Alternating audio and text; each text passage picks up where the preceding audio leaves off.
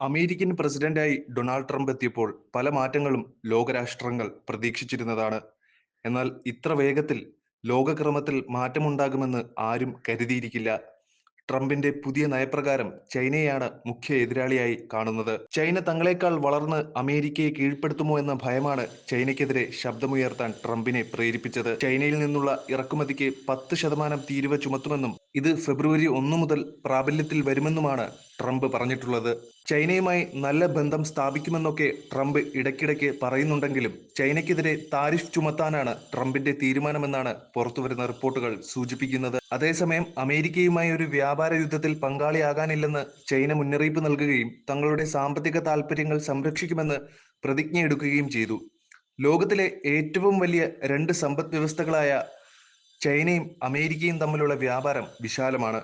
2024 ആദ്യ 11 മാസങ്ങളിൽ മൊത്തം $530 ബില്യൺ ലാഭമാണ് വ്യാപാരത്തിലൂടെ മാത്രം ചൈനയ്ക്ക് ലഭിച്ചത്. അതേ കാലയളവിൽ അമേരിക്കയിലേക്കുള്ള ചൈനീസ് ഉൽപ്പന്നങ്ങളുടെ വിൽപ്പന $400 ബില്യൺ കടന്നത്. പീറ്റേഴ്സൺ ഇൻസ്റ്റിറ്റ്യൂട്ട് ഓഫ് ഇന്റർനാഷണൽ എക്കണോമിക്സിന്റെ കണക്കനുസരിച്ച് ഇലക്ട്രോണിക്സ്, ഇലക്ട്രിക്കൽ മെഷീനറികൾ, തുണിത്തരങ്ങൾ എന്നിവയുടെ പ്രധാന വിതരണക്കാരാണ് ചൈന. ചൈനയുടെ വ്യവസായത്തിന് വിപുലമായ ഭരണകൂട പിന്തുണയുണ്ട്. ആഭ്യന്തര ഉപഭോഗം ഉയർത്താനുള്ള ഔദ്യോഗിക ശ്രമങ്ങൾക്കിടയിലും വളർച്ചയെ നയിക്കാൻ ചൈന കയറ്റുമതിയെയാണ് വളരെയധികം ആശ്രയിക്കുന്നത്. അതുകൊണ്ട് തന്നെ അമേരിക്കയാണ് ചൈനയുടെ പ്രധാന വ്യാപാര പങ്കാളിയും. ചൈനയുടെ വാണിജ്യ മേഖലയിൽ ഉണ്ടാകുന്ന ഈ വളർച്ചയിൽ ട്രംപിനുണ്ടാകുന്ന അസ്വസ്ഥത ചില്ലറയൊന്നുമല്ല. തങ്ങളെ കടത്തിവെട്ടി ആധിപത്യം സ്ഥാപിക്കാൻ ചൈന തയ്യാറെടുക്കുന്നുണ്ടോ എന്ന ഭയമാണ് നിലവിൽ അമേരിക്കയെ ചൈനയ്ക്കെതിരെ തിരിച്ചത്. പക്ഷേ അതൊന്നും ചൈന കാര്യമായി എടുക്കുന്നില്ല. അമേരിക്കയുടെ ഭീഷണികളൊന്നും തന്നെ ചൈനയുടെ വ്യാപാര മേഖലയെ തെല്ലും അനക്കിയിട്ടില്ലെന്ന് മാത്രമല്ല, ചൈനയുടെ മൊത്തത്തിലുള്ള കയറ്റുമതിയും കുതിച്ചുയരുകയാണുണ്ടായത്. ഇതിനു മുമ്പും അമേരിക്ക ചൈനയ്ക്കെതിരെ നീക്കങ്ങൾ നടത്തിയിട്ടുണ്ട്. 2016 വൈറ്റ് ഹൗസിലേക്കുള്ള ട്രംപിന്റെ വരവോടെ ചൈനയുമായി തുല്യത നേടുമെന്ന് അദ്ദേഹം പ്രതിജ്ഞയെടുത്തിരുന്നു. അമേരിക്ക നൂറുകണക്കിന് ബില്യൺ ഡോളർ ചൈനീസ് ഉൽപ്പന്നങ്ങൾക്ക് ഗണ്യമായ താരിഫ് ചുമത്തി. എന്നാൽ ചൈന അമേരിക്കയുടെ മുന്നിൽ മുട്ടുമടക്കിയില്ല. അമേരിക്കൻ ഉൽപ്പന്നങ്ങൾക്ക്, പ്രത്യേകിച്ച് അമേരിക്കൻ കർഷകരെ ബാധിക്കുന്ന അല്ലെങ്കിൽ അവരുമായി ബന്ധപ്പെട്ട വസ്തുക്കൾക്ക് താരിഫ് ചുമത്തി ചൈനയും അതേ ട്രാക്കിൽ തിരിച്ചടിച്ചു. ഒന്നും കാര്യമായി ഏൽക്കാതായതോടെ അമേരിക്ക ചുവടുമാറ്റി. ചൈനീസ് കമ്പനികളെ വളരെയധികം അനുകൂലിക്കുന്ന ബിസിനസ് തന്ത്രം അമേരിക്ക പുറത്തെടുത്തു. ഇതിനെ ചുറ്റിപ്പറ്റി ഇരു രാജ്യങ്ങളും തമ്മിൽ എതിർപ്പുകളും തർക്കങ്ങളും ഒക്കെ ഉണ്ടായി. ഇതൊഴിവാക്കാനായി ചൈനയും അമേരിക്കയും തമ്മിൽ ചർച്ചകൾ നടത്തുകയും ചെയ്തു. ഇതിന്റെ ഭാഗമായി ഏകദേശം 2 വർഷം നീണ്ടുനിന്ന വ്യാപാര യുദ്ധത്തിന് ചെറിയൊരു ഇടവേളയുണ്ടായി.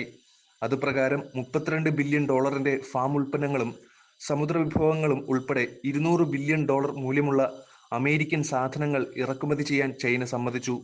എന്നാൽ കോവിഡിന്റെ വരവും അമേരിക്കയിലെ സാമ്പത്തിക മാന്ദ്യത്തിന്റെയും പശ്ചാത്തലത്തിൽ ഈ കരാർ നടപ്പിലായില്ല. എന്നാൽ ട്രംപിന് ശേഷം വന്ന ജോ ബൈഡൻ തന്റെ മുൻഗാമി ചുമത്തിയ വർധനവ് പിൻവലിച്ചെന്ന് മാത്രമല്ല, ചൈനയിലേക്കുള്ള അത്യാധുനിക ചിപ്പുകളുടെ കയറ്റുമതി തടയുന്നതിനുള്ള ശ്രമങ്ങൾ ആരംഭിക്കുകയും ചെയ്തു. ഇതുവഴി ചൈനയുടെ സൈനികപരമായ വളർച്ചയെ തടയുക എന്നതായിരുന്നു അമേരിക്കയുടെ ലക്ഷ്യം. മാത്രമല്ല, ചൈനയിൽ നിന്ന് വിലക്കുറവുള്ള ഗ്രീൻ എനർജി, കാറുകൾ, ബാറ്ററികൾ എന്നിവ ആഗോള വിപണികളിൽ ഇടം നേടുമെന്നും അമേരിക്ക നന്നേ ഭയപ്പെട്ടു. ട്രംപിന്റെ രണ്ടാം വരവോടെ ഈ താരിഫുകൾ നിലനിർത്തുമോ അതോ വീണ്ടും കൂടുതൽ താരിഫുകൾ കൊണ്ടുവരുമോ എന്നതൊക്കെ നിലവിലെ ചർച്ചാ വിഷയമാണെങ്കിലും ചൈന ഇതിലൊന്നും ശ്രദ്ധിക്കാൻ താല്പര്യപ്പെടുന്നില്ല എന്നതാണ് സത്യം. വ്യാപാര പങ്കാളിത്തം വൈവിധ്യവൽക്കരിച്ചും ആഭ്യന്തര നവീകരണ പ്രവർത്തനങ്ങൾ ഇരട്ടിയാക്കിയും ചൈന ഇതിനകം തങ്ങളുടെ പ്രതിരോധശേഷി പ്രകടിപ്പിച്ചിട്ടുണ്ട്. ചൈന വികസിപ്പിച്ച ബെൽറ്റ് ആൻഡ് റോഡ് ഇനിഷ്യേറ്റീവ് ചൈനയുടെ കയറ്റുമതി മത്സരക്ഷമത നിലനിർത്താനായി ഗ്രീൻ എനർജി, ടെക്നോളജി തുടങ്ങിയ നൂതന മേഖലകളിൽ വൻതോതിലുള്ള നിക്ഷേപത്തിന് വഴിവെച്ചു.